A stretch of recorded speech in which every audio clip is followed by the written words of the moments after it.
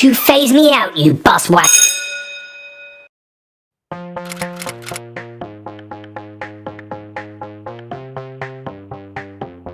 This time on Pete and his bus, I drive this lovely early little MGB. I make a really stupid mistake. I do a lot of work on some other cars, and something really shiny turns up at the barn.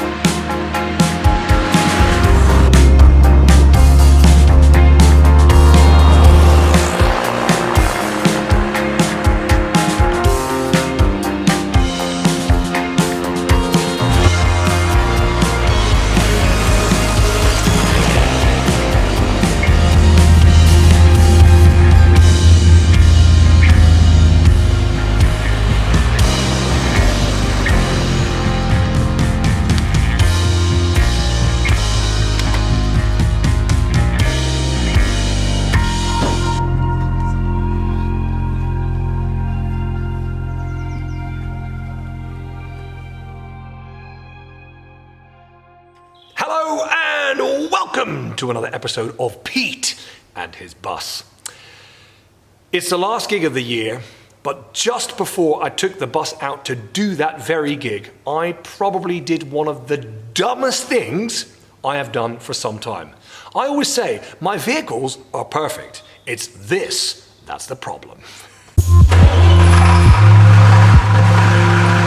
The day before every event, RML 2355, my bar bus, gets a big old cleanup inside and out. And I do this outside the barn. Now, maneuvering a bus in and out of my barn is difficult at the best of times. It's a very tight squeeze and every corner is at risk. Whilst I was driving the bus out on this very day, I didn't think I had any issues, but I was wrong. To power all the facilities inside our bus, I have a 32 amp external socket, which whilst the bus is in the barn, is usually plugged in so I can use all the interior lights. But on this occasion, I forgot to unplug it. Not only did it tear apart the armored cable, but the remains of it got caught in the rear wheels, and it also destroyed the entire electrical fuse board. There was only one person I could call.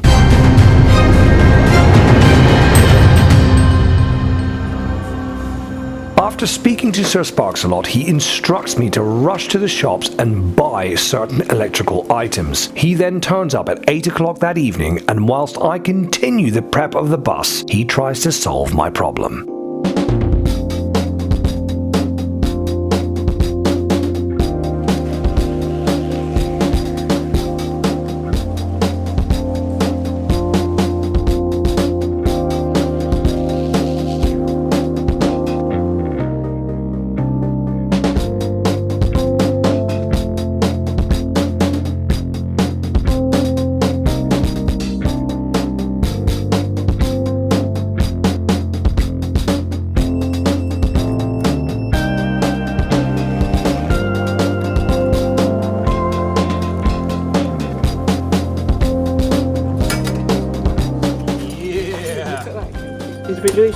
Yeah, right.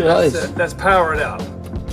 Nice. I can hear beeping. This is a positive thing. Now we're going to walk around, and in theory, we should be able to turn the lights on inside the bus, and then all my problems will have been solved. And there, ladies and gentlemen, hurrah, hurrah, all praise Sir Sparks Alot, the lights are on. Well done, mate.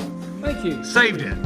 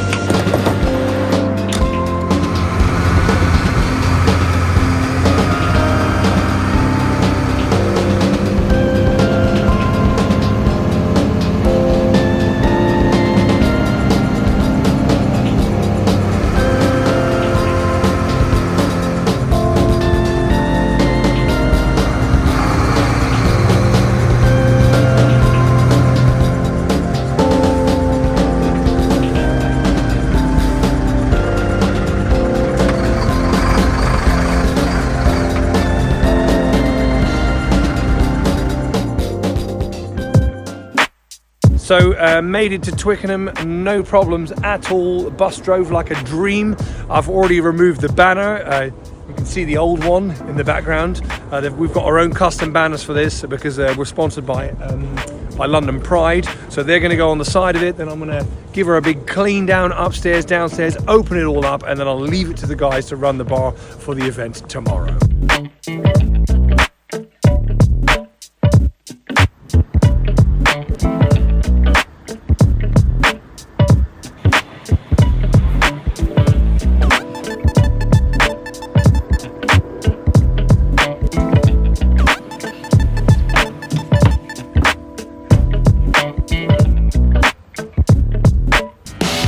Running a bar outside a large stadium like this is always a bit peculiar because there's a lot of preparation, a lot of standing around, and then you do all your business in the space of 2 hours. There was also some talk about it not being busy because it's so close to New Year's Eve, but I did learn one thing: don't ever underestimate the rugby fans.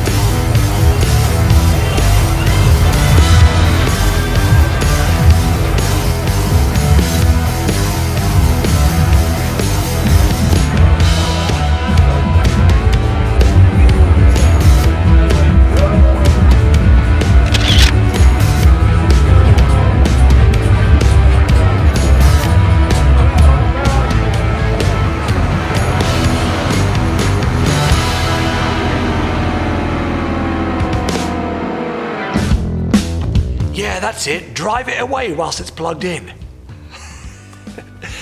Anyway, a big thank you to Sir Sparks Alot. It was all sorted. It made the event, and the event was a huge success. So thank you very much, mate. Now, what does Pete do when the party bus is not out partying? Well, there's lots. But this year, I'm actually going to focus on some of my cars because a lot of them have not had any love for a while, and there is a list of stuff to sort.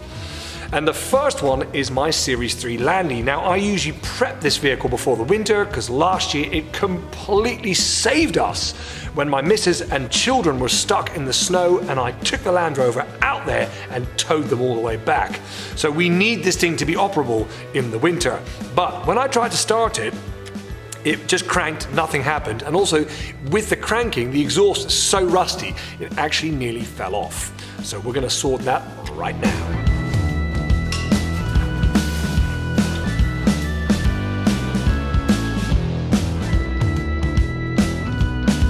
It is actually easier to take off the old exhaust than it is to unwrap the new one. I've also added the bracket because that was actually the bit that was most rusted. It looks so out of place. Right, let's put you on the car.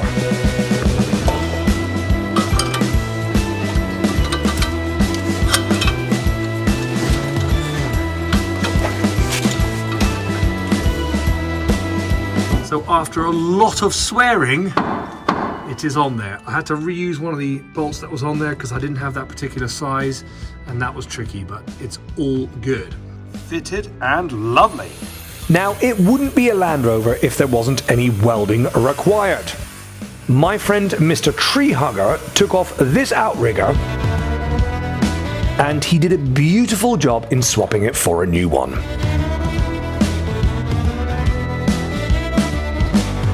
And now we're going to find out why it wouldn't start. Well, I have a feeling that my fuel lift pump wasn't lifting. This will be the puppy that's given us grief. Because when I pump it, so there's fuel in the bowl.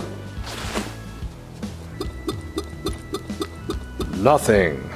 Let's fix it. The kit I bought, even though it wasn't that cheap, is crap. There's no other word to describe it. The bits don't really line up and they don't really fit.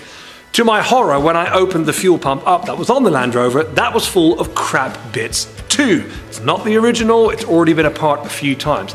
Now, when I finished opening it all up, I realized that the mechanism for the lift pump, which is inside the cast section of the pump, has snapped.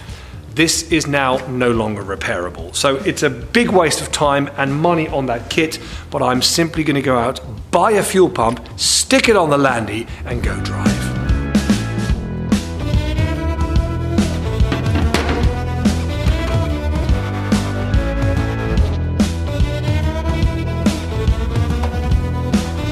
So the fuel pump's in, fuel lines are attached. So what I want to do before I attach it to the carb, I'm going to leave the fuel line open. I'm going to pump it and see if actual fuel comes out before we do anything else. Here we go.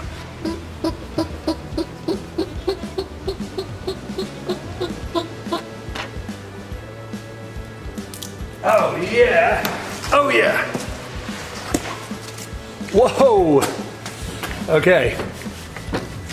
That's definitely working. My precious paintwork, not.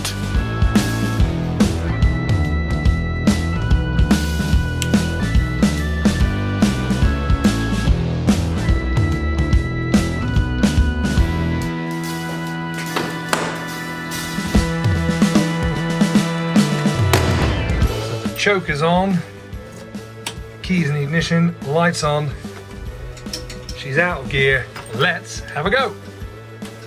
Nothing. Some complete and utter ballsack left the ignition on this car whilst he was working on it. So a quick attachment to the jump pack and let's have another go.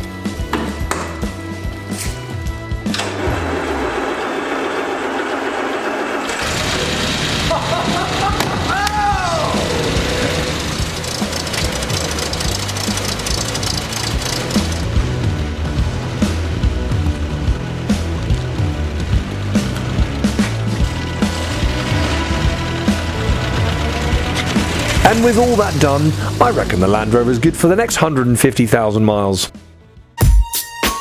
There you go, a one Land Rover ready for the snow. Now, the next vehicle I'm going to work on is the beautiful MG Midget. The MG recently went to a place called Vamped Trimming. I'd been caught out in the rain a few times, so I got them to fit the roof. This involves drilling holes into the bodywork, and I thought, rather than me get it wrong, let a professional do it right. And right they did.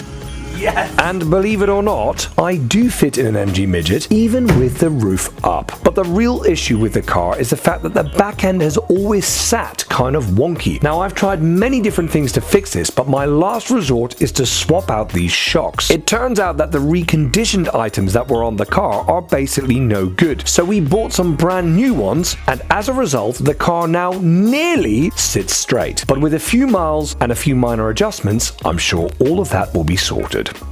And the last vehicle I'm going to be working on is my beautiful and lovely Jaguar. Now, the reason why it's off the road is because the last time I moved it in the barn, the brake pedal went straight to the floor and nothing happened. I'm just so glad it happened in the barn and not out on a jolly. So let's go find out what's wrong and fix it.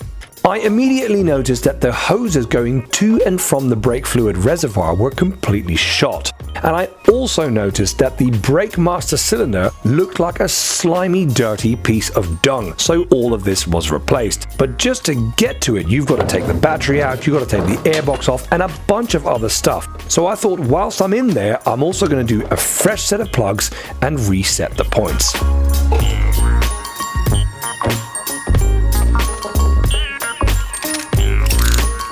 Now all I have to do is top up the brake fluid reservoir, bleed the brakes, stick the wheels back on, and see if all my hard work has paid off.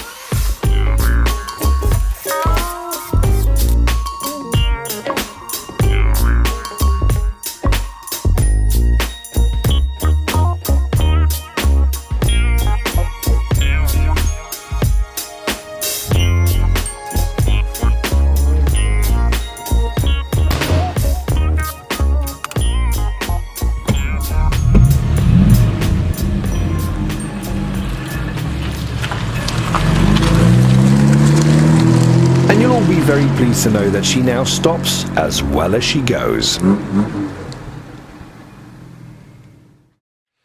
There you go, some problems solved on some of my cars. Hopefully I'll get some good mileage out of them this summer. I am already looking forward to driving them with the good weather hopefully being around the corner. Now, some of you might have noticed that the barn has actually been a bit empty lately. Well, fear not. Richard and I have been working very hard to solve that problem. A little while ago, in episode 29, my friend Richard bought RML 2634, and he drove it back to the barn. He had purchased it off a private hire company that was no longer operating, and he did enjoy the bus for a couple of summers, but it largely sat around doing nothing. Then, the opportunity presented itself to sell it really well and quickly. And without any major considerations, he just went for it. But sadly, less than a month later, he very much regretted that decision. So I suggested to him that if he was going to fill that Rootmaster-shaped hole in his heart and preserve a bus and perhaps have it for a long time, why not buy something a bit special? An RM instead of an RML, one with an AEC engine rather than that agricultural Cummins, and also one that is very presentable and with lots of lovely original pieces. And all of this is why we've ended up today at the London Bus Company to have a look and see what's on offer.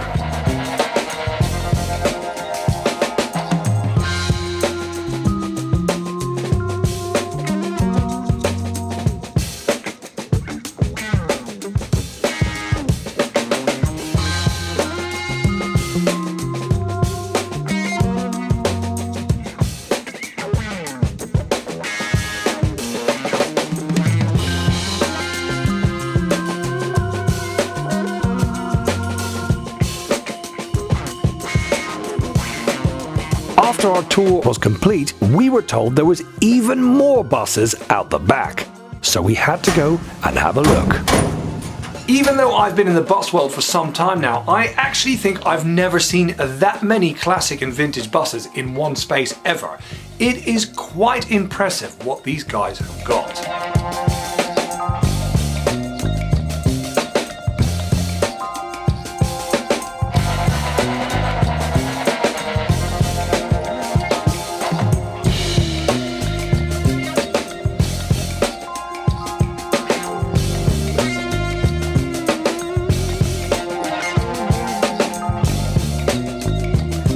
Yeah, so bikes in the bottom and you sat upstairs, didn't you? That's it. Yeah. God, it's in a bit of a state.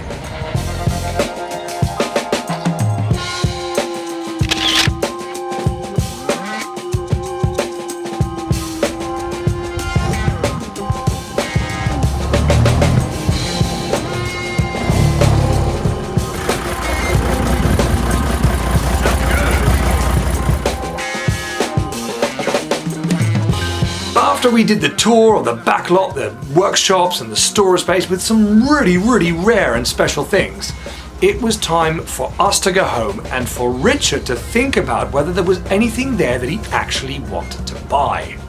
And it turns out that there was. But from this point on, the negotiation started. And it wasn't just about price, there was a lot of details and Richard wanted to make sure that he got exactly what he wanted, so all of this took some time. But 2 days ago, he said to me, "My bus is ready, we're gonna go pick it up, do you want to come with?"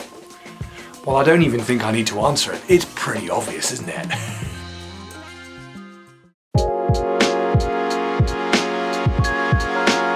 So the big question is, which bus did Richard buy?